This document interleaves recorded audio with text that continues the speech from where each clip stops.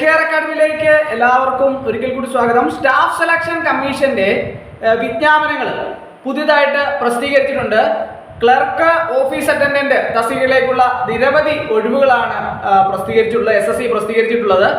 എല്ലാ ഉദ്യോഗാർത്ഥികളും മനസ്സിലാക്കാൻ വേണ്ടി ഞാനൊരു പ്രധാനപ്പെട്ട കാര്യം നിങ്ങളോട് പറയുകയാണ്. PSC പോലെ തന്നെ SSC വഴിയും നിങ്ങൾക്ക് വളരെ എളുപ്പത്തിൽ ജോലി വാങ്ങാൻ സാധിക്കും എന്നുള്ള കാര്യം നിങ്ങൾ എല്ലാവരും ഓർക്കേണ്ടതാണ്. അത് വളരെ പ്രധാനപ്പെട്ട ഒരു കാര്യമാണ്. കാരണം പല ഉദ്യോഗാർത്ഥികളും PSC മാത്രമേ എഴുതുകയുള്ളൂ. സ്റ്റാഫ് സെലക്ഷൻ കമ്മീഷൻ SSCയുടെ വിജ്ഞാപനം വന്നാലും പല ഉദ്യോഗാർത്ഥികളും അതിലേക്ക് അപേക്ഷ സമർപ്പിക്കാറില്ല. എന്തുകൊണ്ടാണ് അങ്ങനെ ചെയ്യാത്തത്?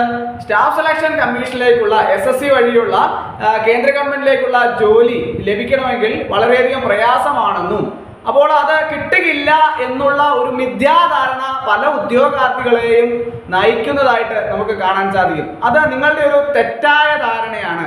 PSC പരീക്ഷ എഴുതി ജോലി നേടുന്നത് പോലെ തന്നെ അതിലും എളുപ്പമാണ് സ്റ്റാഫ് സെലക്ഷൻ കമ്മീഷൻ വഴിയുള്ള ക്ലർക്ക്, ഓഫീസ് അറ്റൻഡന്റ് എല്ലാ തസ്തികകളിലേക്കും അപേക്ഷ സമർപ്പിക്കാനും ജോലി നേടാനും വളരെ എളുപ്പമാണ്. PSC പോലെ തന്നെയുള്ള OMR ടെസ്റ്റാണ് അവിടെയും നടക്കുന്നത്. അതുപോലെ തന്നെയുള്ള ഇന്റർവ്യൂ കാര്യങ്ങളൊക്കെ തന്നെയാണ് അവിടെയും നടക്കുന്നത്. അപ്പോൾ ധാരാളം ഉദ്യോഗാർത്ഥികൾ ഇനിയും ഈ മേഖലയിലേക്ക് കൂടി SSCയിലേക്ക് കൂടി കടന്നു വരണം എന്നുള്ളതാണ് എൻ്റെ ഒരു അഭ്യർത്ഥന. അപ്പോൾ സ്റ്റാഫ് സെലക്ഷൻ കമ്മീഷന്റെ clerk, office attendant, laboratory attendant പോലുള്ള തസ്തികകളിലേക്കുള്ള പ്രധാനപ്പെട്ട തസ്തികകളിലേക്കുള്ള 10ാം ക്ലാസ് യോഗ്യതയുള്ള വിജ്ഞാപനങ്ങൾ പ്രസിദ്ധീകരിച്ചിട്ടുണ്ട്. ഉദ്യോഗാർത്ഥികളെല്ലാം തന്നെ ആദ്യം ചെയ്യേണ്ട ഒരു പ്രധാനപ്പെട്ട കാര്യം ssc.gov.in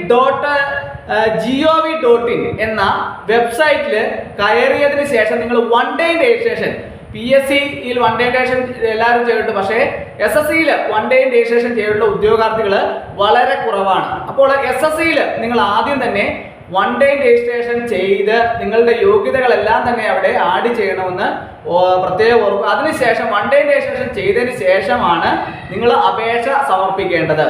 അപ്പോൾ അതിനു വേണ്ടിയിട്ട് നിങ്ങൾ ഇന്നിപ്പോൾ ഏപ്രിൽ 20-ാം തീയതിയായി മെയ് 4-ാം തീയതി വരെയാണ് നമുക്ക് ഈ ക്ലർക്ക്, ഓഫീസ് ലബോറട്ടറി അറ്റൻഡന്റ് ഉൾപ്പെടെയുള്ള തസ്തികകളിലേക്ക് അപേക്ഷ സമർപ്പിക്കാനുള്ള സമയം. ആ സമയത്തിനുള്ളിൽ നിങ്ങൾ അപേക്ഷിക്കണമെങ്കിൽ ഇന്ന് തന്നെ നിങ്ങൾ വൺ ഡേ രജിസ്ട്രേഷൻ ചെയ്ത് അതിലേക്ക് അപേക്ഷ സമർപ്പിക്കേണ്ടതാണ്. അപ്പോൾ 10ാം ക്ലാസ് യോഗ്യതയാണ് ഇതിലേക്ക് പറയുന്ന മാനദണ്ഡം. അതുപോലെ തന്നെ കേരളത്തിൽ പല ഉദ്യോഗാർത്ഥികളും വിചാരിക്കുന്ന മറ്റൊരു പ്രധാനപ്പെട്ട പ്രശ്നമാണ് കേരളത്തിൽ പരീക്ഷാ കേന്ദ്രങ്ങൾ ഉണ്ടോ എന്നുള്ളത്. കേരളത്തിൽ കണ്ണൂർ, കോട്ടയം, കോഴിക്കോട്, തിരുവനന്തപുരം, എറണാകുളം, കൊല്ലം, തൃശ്ശൂർ, ആലപ്പുഴ, മലപ്പുറം എന്നിവിടങ്ങളിൽ, ലക്ഷദ്വീപിലെ കവരത്തിയിലും പരീക്ഷാ കേന്ദ്രങ്ങൾ ഉണ്ടായിരിക്കും. അപ്പോൾ പരീക്ഷാ കേന്ദ്രങ്ങളെ കുറിച്ച് ഓർത്ത് നിങ്ങൾ വിഷമിക്കേണ്ട ആവശ്യമില്ല. നിങ്ങൾക്ക് ധാരാളം കേരളത്തിൽ അങ്ങോളം ഇങ്ങോളം എല്ലാ ജില്ലകളിലും എന്ന് പറയുന്ന പോലെ തന്നെ നിങ്ങൾക്ക് പരീക്ഷാ കേന്ദ്രങ്ങളുണ്ട്. ആ പരീക്ഷാ കേന്ദ്രങ്ങളിൽ നിങ്ങൾക്ക് പോയി പരീക്ഷ എഴുതാൻ സാധിക്കും. അതുപോലെ തന്നെ ഇതിൻ്റെ സിലബസിനെ സംബന്ധിച്ച് പല ഉദ്യോഗാർത്ഥികളും വിചാരിക്കുന്നത് മറ്റൊരു പ്രധാനപ്പെട്ട വിഷമമാണ്, അയ്യോ ഇതിൻ്റെ സിലബസ് നമുക്ക് പഠിച്ചു തീർക്കാൻ പറ്റാത്ത സിലബസ് ആണ് എന്നൊക്കെയാണ്. പക്ഷേ അല്ല, നിങ്ങൾ അതൊന്നും തെറ്റിദ്ധാരണയാണ്. നിങ്ങൾ general intelligence, general awareness, quantitative aptitude, അതായത് basic arithmetic skill, English language, ഇതൊക്കെയാണ് ഇതിൻ്റെ സിലബസ് ആയിട്ട് വരുന്നത്.